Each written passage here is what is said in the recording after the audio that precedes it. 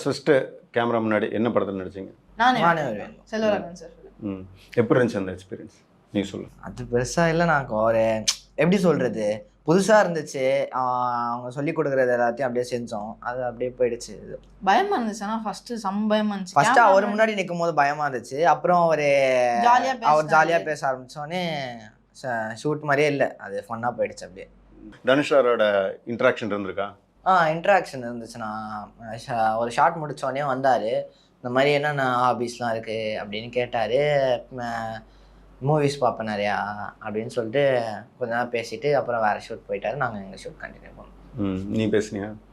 நான் பேசுனேன். நான் வந்து அப்ரிஷியேட் பண்ணார், சூப்பராக பண்ணுற, ஃபர்ஸ்ட் படம் மாதிரியே தெரில அப்படின்னு சொன்னார். தேங்க்யூ சார் அப்படின்னு சொன்னேன். அப்புறம் ஒரு ஃபோட்டோ எடுத்துக்கிட்டு அவ்வளோ. 2 பேரும் சொன்னீங்களா அவங்க கூட திருப்பி உங்களுடைய காம்பினேஷனில் நடிக்கணும்ன்ட்டு?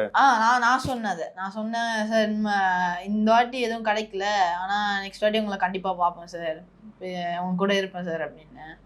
கண்டிப்பாடா அப்படின்னாரு. மேம்படுத்தப்பட்ட சமூக பொருளாதார வளர்ச்சியை அடைய மக்களுக்கு வழிகாட்டுவதே மக்கள் நீதி மையத்தின் முதன்மை பணி.